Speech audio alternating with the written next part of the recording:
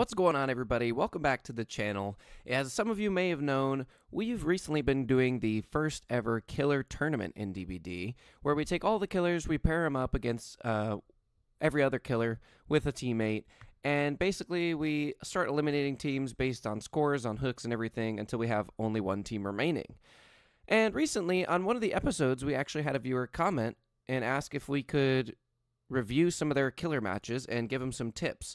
So this will be the first time that we do something like this on this channel. I really love the idea, and honestly, if anybody else wants to send me some ideas or some clips that they want me to view, or even full matches, I'd love to make a series out of this. So leave a comment down below if you would also like me to look at your matches. So we're kind of going to be now analyzing this killer's gameplay and also give some tips here and there as we see fit. All of the gameplay will be credited to the killer and their YouTube channel. Links will be in the description down below. But without further ado, let's get right into it. The first match, we have a Executioner. I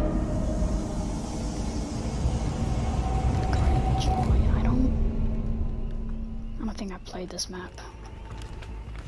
Okay, so right off the bat, we know our killer's never played this map. Looks like we have no add-ons being used, and also only 2 perks. So, in general, it's good to bring a full loadout, but it can also be nice to learn a killer for the first time without add-ons, so you can get used to their power without those adjustments. And honestly, I wouldn't have spent this long in this corner because we already hear the gens have no progress, so more than likely nobody's here. It has to be that gen. But they're making good inferences on where the survivors must be then. We hear gen progress. Yep. Great hit. Honestly, the survivor was a bit careless. They heard the terror radius, so they probably should have been a bit more careful, but a great hit by our killer nonetheless. Oh, he straight up dipped. And we also could have listened. It's important to try to have a good headset or turn your volume up when you're playing killer, because we could have heard that this Jake, his moans of pain, moved away, so we knew he wasn't here. We heard him cry out when he had the initial hit, so we know that he doesn't have any perks to make his groans of pain silent. Start working on another gen. It probably would have been better to just go for the M1 there, since we heard him repairing the gen and we knew he was close. Oh, come on, give me a chance, give me a chance. Sweet. And I just want to point out right there too, we heard Kate just then make a little ugh, which survivors do either when they're vaulting a window or if they're dropping off of a high place. Now, part of this comes from map knowledge. Kate could have either dropped off this roof straight above us, somewhere behind us or to the right, and she also could have dropped down right through this open window to our left.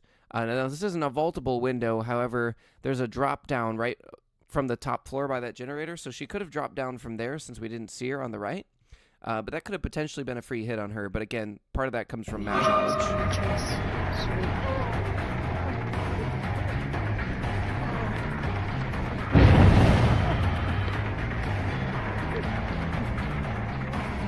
And right here, I think that would have been a great place to try to use the power, because look at the survivor, he's zoned out, and it's pretty much going to be undodgeable to avoid this punishment of the damned. So if we would have used our M2 power right here, the survivor would have either not been able to dodge it or had to jump off the building to the right, and they would have suffered some stagger. We probably would have gotten the down, so that would have been a good place to use the power.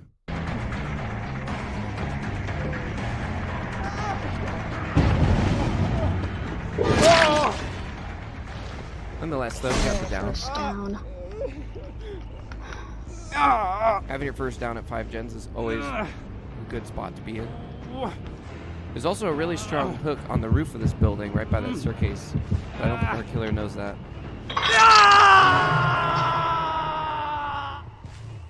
But this is okay.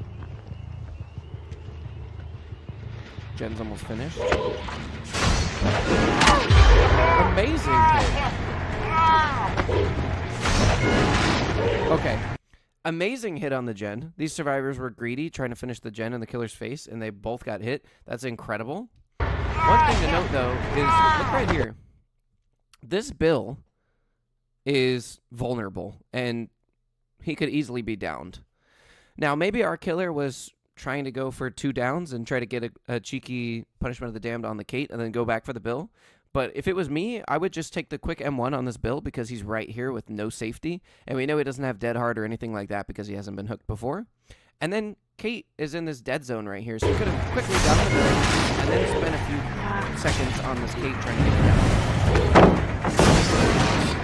I'm not sure if survivors Always can better see to take a loop, take the side of the loop that quarters the lights. survivor.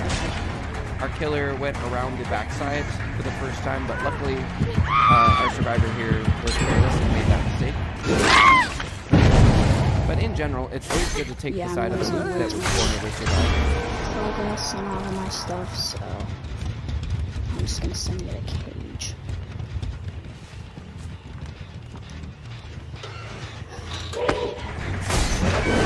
Again, this is a spot where I would just take the free edge. It's a little bit of a POV tech there, but that's alright. Happens to the best of us. This Bill should have run farther away, knowing that he was injured and the killer was close by. That is one thing. I don't think that I can see your cage. Please.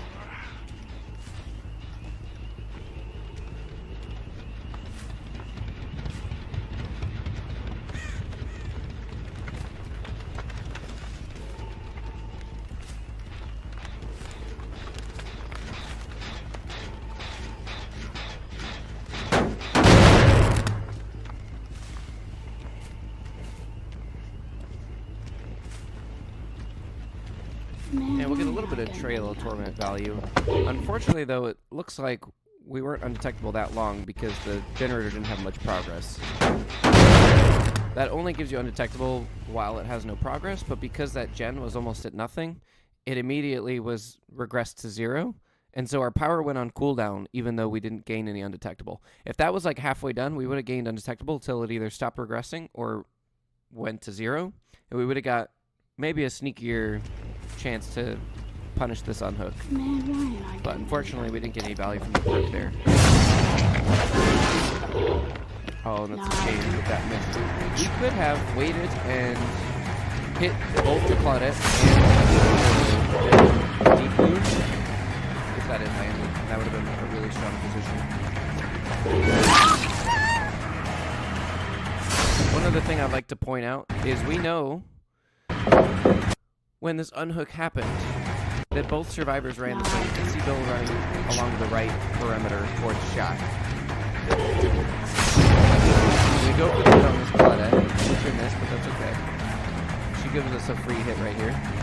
But look right here. Notice there's scratch marks and a pool of blood along the perimeter, which means Bill is probably somewhere behind this wall or to the left. So if it was me, I would get this free hit on Claudette and then immediately turn and go to Bill and see if he's still in the spot. Try to recognize the paths that your survivors take and recognize, differentiate which scratch marks and which pools of blood are from each survivor.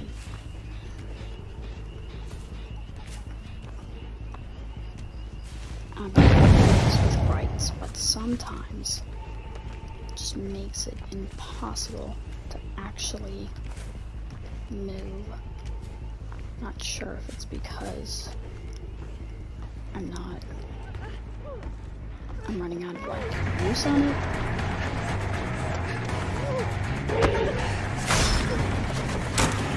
Okay, that's another spot where I would have just taken the hit. This Claudette didn't have time to get a fastball. From that angle, it would have been a medium, or she would have had to go farther out to the right to get the fastball, at which point you could have swung around and hit her through the window. And we could have ended this chase faster. It's okay to just take the M1 every once in a while. There's no shame in that. Sometimes it makes more sense. A lot of this you'll learn just from playing killers more often, especially the same ones to get better at. It's typically better to stick to 3 or 4 to practice on and get better with their power than learn those situations. Like right here, perfect time to I'm M2. about to say That's beautiful. If you try to swing through the pallet, you could have risked getting stunned, but that was a perfect choice to use that. Through the window earlier, I would have just did a regular swing. Pick you up. But recognizing those times when it's better to use your power and when it's better to just take the free down is really important and can save you a lot of time. We got Boil over on this planet. Might be good to remember that if she tries to do something cheeky in main on the top floor. Now wouldn't be a bad time to kick that guy, just really get undetectable. But it's blocked by deadlock, so that's alright. We found somebody already.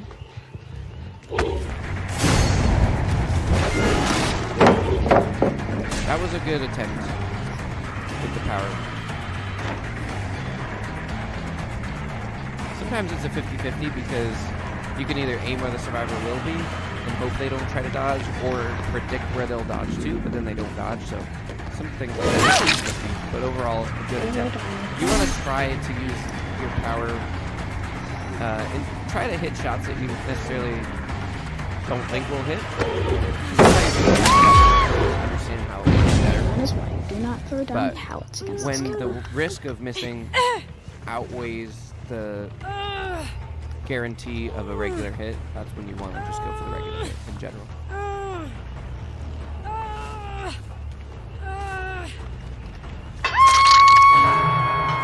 Okay. I saw you.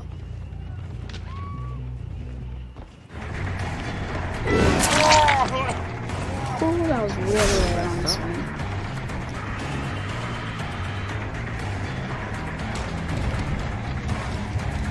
Strong window. Oh man, I really hope But that he's she cornering makes himself.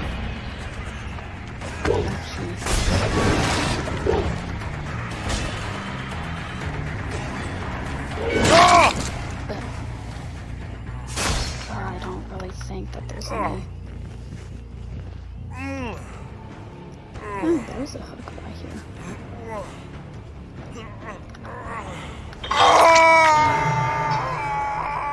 Alright, let's hang you. So we've got two people that unhook, one of which is about to die if they don't get saved. These gen spawns. Great hit right there. And we've seen both survivors. I believe we just seen Claudette right there. Spawns. They did not save Cade in time. Yeah, they see Claudette running in the background there. So this team was careless and they didn't save their teammate in time. So now they're severely Two great back-to-back uses of the power. Okay. Well, there's one down. Two great hits through the pallet.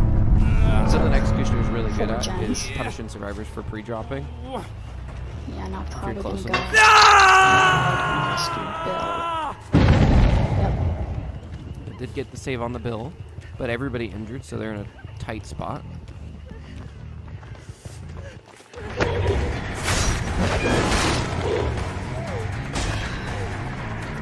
Might have been okay to just wait just a second to see which path she was going to take since we didn't have visibility through the bush.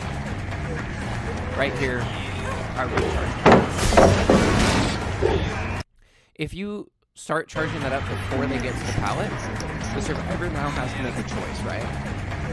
Right here, I would charge at or even a frame before. Right about here, I would charge at my Punishment of the Damned, and now this Claudette has two choices. She has debris to the right, so she can't really go that way. So either she could run through the pallet and hope that you try to do a mind game, or she can try to juke to the left, assuming you're going to hit through the pallet. Either way, she won't have time to drop the pallet and get to safety. But because we waited until the pallet was dropped, now she has more wiggle room. She can go straight back, she can go to the right, she can go to the left. She cannot move at all and pretend to do a juke and fake it out. She has a lot more choices now that the pallet's dropped. She's trying to force survivors into 50-50s can generally work out for you because a lot of the time they'll either panic or have less options. I'm not exactly doing any damage.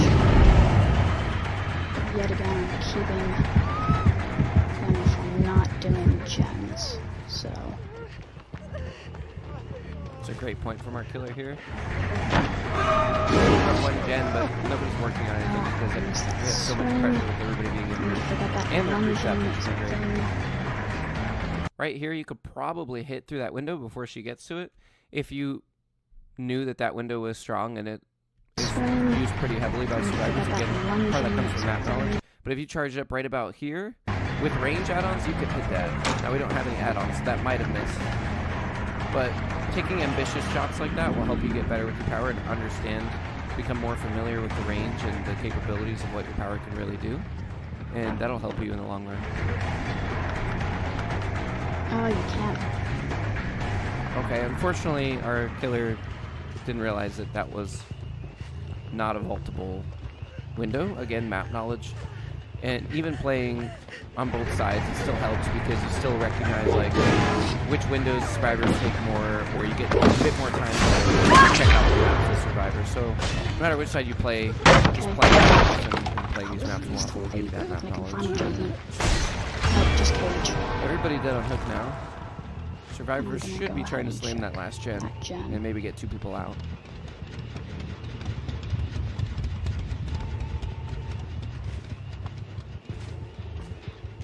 Now might be a good time to try to use Trail of Torment. We actually hear Claudette. So we have an idea that at least one Okay, so survivor that's is where probably the heading cage this is. direction. Although Claudette gets relocated now because the killer was too close. They did finish the last gen. Might have been better right there to, again, just get a tad bit of more visibility around the corner and just see a line of sight. And then from there you can make an educated guess on where they would dodge. But shooting blindly in the dark like that doesn't usually work out for you unless you're Church like music a is door not map. bad. That's another spot we could have charged up our power. I'm Preemptively saying making this the church assumption they would music vault is to not that window. bad.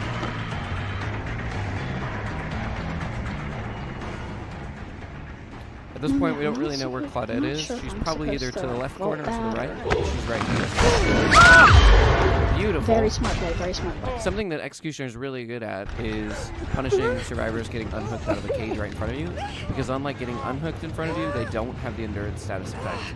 So that's something that Executioner is really strong at, is tunneling actually. It'd be really punishing to unhook a survivor out of a cage like that. So that was pretty huge.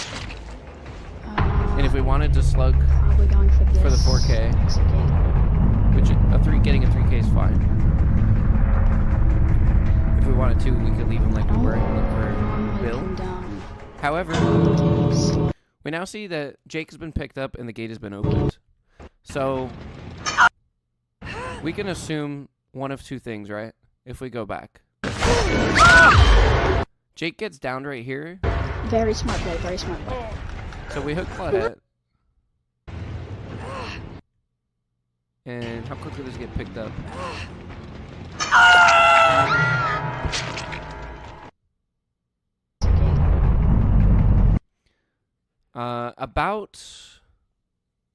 About 35 seconds, which I think it takes about 30 seconds to pick yourself up with Unbreakable, give or take. So that could either be Unbreakable or Bill picked him up. But if we go back even further, we have more information. 'Cause right here we see Claudette's there. Then we see the gen gets finished. But look here. We take this wide shot, and then we look to the right. And who do we see over there? We see Bill running to the right. Cages. So if you're keeping track of where survivors are, you can kind of infer where they're going, where you last seen them. Because we see that this is Bill right here. And then who do we chase on the left? We go on to chase Jake. So we could infer that out of these 2 exit gates, if Bill is working on one, it's probably the one on the left, on the far side of the map. So if we would have remembered that, Very smart play, very we could smart have play. hooked Claudette, come back, picked up Jake, and maybe even had time to intercept Bill at the door, or leave him slugged, but immediately book it to the right door after we hook Claudette here. And we could have gotten all of them, or at least pushed Bill out and gotten to pick up Jake. Exit gate. So it's really important and advantageous for you as a killer to try and memorize key things like that. Where did I last see the survivor? What's their next objective? Where are they more likely to go right now? And this could have been a 4K. And are both going to make it out? Scenario. I would think likely yes, Fixed right? himself. Yeah, they both. That could have been at the very least a 3K. Now let's see if Still Jake think actually had that Unbreakable he or is, not. But, still kind of lost. He did, actually. So that was Unbreakable. It is what it is. I think it takes 30 seconds or so. I swear pick to God, yourself I up see with people Unbreakable. with flashlights and then But overall, really good game from our killer. They had some strong hits off of gens. They had a couple of good hits through pallets with the power. Just little adjustments like that of just inferring where the survivors are, recognizing when you should just do a regular M1 and when you should go for a ambitious M2 really makes a world of difference, and having that game sense and that map knowledge really goes a long way. But otherwise, great job from our killer. The second match we're going to be looking at is a Legion game. Okay, here's a... This is a fairly open map. Doesn't look like we brought add-ons again, but we do have a full perk loadout this time, which is Discordance goes off immediately. The killer heads that way, which is good. I do forget that I have this program.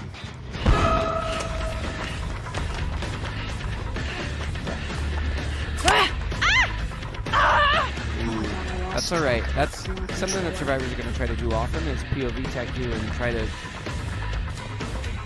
be a little bit unpredictable, so it makes that hit harder. There's no, We did still get the hit because she was zoned out, but unfortunately we don't get any killer instinct, and it's going to be harder to change some hits here. A little bit of patience with killers like that you know are easily countered by one little thing or two. A little bit of patience goes a long way to try and guarantee that hit. Great use of mobility here, though, however. Knowing that we'll catch up faster with power and also being able to vault that window as opposed to walking around. Great use of the power's mobility right there. And we've got clear instinct. This girl's in a pretty bad spot. We could have canceled power there and tried to go straight down. That's okay. Get the hit on site. So I would have got that refresh in the last second. Everybody injured now. This is great. You could have canceled power right there and maybe tried to get a hit. It's kind of tough. It's a pretty strong situation. Discordance goes off again, so we know there's two survivors to our left and everybody injured. Deadlock going off. She blocked the window, but she still has power. Might have been better to try and, since she blocked off the window, break the pallet from the inside of Shack, so we zoned her out, but this girl luckily went back that way. Always good to try to zone survivors out as best as you can. Kind of pay attention to what's connected to what, and cut them off before they can change. We did still get the down, and it looks like the survivors are healing. Just seen two people healed, so most likely that was the two that were finishing the gen that went off with Discordance not too long ago. We will get a score chip, which is good. In general, I wouldn't recommend Gift of Pain on Legion because it works better when you let the survivors heal, and Legion's really good at keeping survivors injured. But Deadlock's not a bad choice. Discordance, a great choice. I would maybe switch Bitter Murmur out here for something that helps in chase a little bit more, because Legion's great at injuring, but has a hard time downing from time to time, so I would maybe switch out Bitter Murmur for something that can help in chase, like Spirit Fury or Enduring or Brutal Strength or Bamboozle, something like that. Since Legion does get decent information from the Killer Instinct, from Feral Frenzy. Try to bring perks different for each killer based on what their strengths of their power are.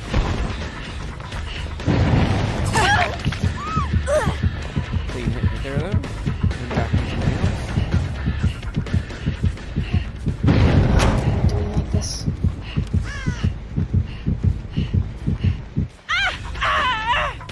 Alright, we didn't make it in time, but that's okay. We know this is where we hooked that last survivor, so we might run into multiple people. And we do see somebody on the gen. Might have been better to try to get the hit on that Meg first before she was able to run away too far. And we actually hear Meg repairing that gen, so she got back on after we went after Jill. So it might have been cool to get a free cheeky hit right there. This is okay too. This girl kind of ran into a dead zone. Top 10 chase of all time. We do have a hook right to our left, but I don't think our killer's seen that. However, that's okay because we have score check, so it can be worth it to go for this one. Next to close to. Right behind this too. Yeah, that cost us a hook, unfortunately, because we didn't go straight for the Scourge hook. If you're gonna pass a closer hook to get a Scourge, you gotta kind of hook it straight there. I didn't even think that I hit that. I don't know that using power right there was worth it. That was a pretty unsafe pallet on the right side. It might have been safer to just assume that she was gonna drop it like she did, and just walk around, and we could have got a hit, whether she bolted it or ran around. It's gonna work out for us though. See what people say about Legion isn't that good. Also, keep track of this information from Deadlock. Frenzy off. We know that this is the gen with the most progress. And they just finished the gen. So it might be better to stay in this area. Expect the survivor to be back that way. Everybody injured, so you could easily get 2 hooks right here.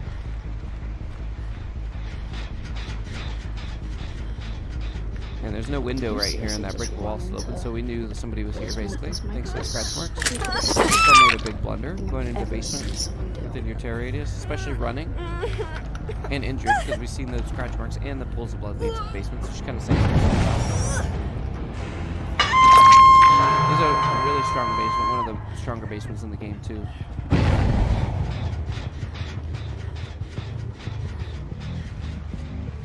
And again, we know that gen had the most progress earlier, so we know there's probably 2 people here at least, because somebody just got unhooked. And they probably won't want to abandon that gen, so in this case, I think it's a great idea to go back to hook. Found. We also heard this gen to our left is about to pop. You never heard that. But we might be able to intercept this girl. If you cancel power right here, you might get a swing before she get unhooked. When this girl was cornered right here, it'd have been good to just L2 and the Frenzy cancel the power without getting a hit, because by hitting her in Feral Frenzy, she now gets a speed boost to get out of this basement and get away, versus if you cancel, you probably could have downed her and gotten 2 hits in the basement, which is a very strong position. Our killer also didn't really notice that she ran out, which is a bit unfortunate, but that's okay. Again, just listening to the cries of pain and following the scratch marks. There's going to be some funky perks to play. And the higher that you rank up, you're going to have survivors using better and more lucrative perks to like hide their scratch marks or their cries of pain or their pools of blood and things like that. So using those inferences to make that assertion and knowing that she ran out could have saved you some time, and you might have caught up sooner and found her before she got away. But this is still a pretty good position because they failed to save that girl. I also wouldn't have used power there because that kill was a free one. We did get the hit on this Fang, which is not bad, but...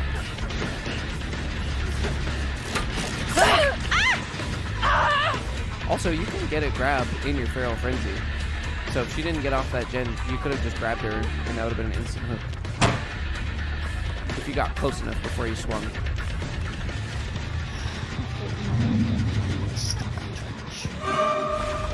But these girls seem to be careless and running into you. You missed that, but it's alright, we're in a bit of a dead zone. We have a pallet, but it's not very strong.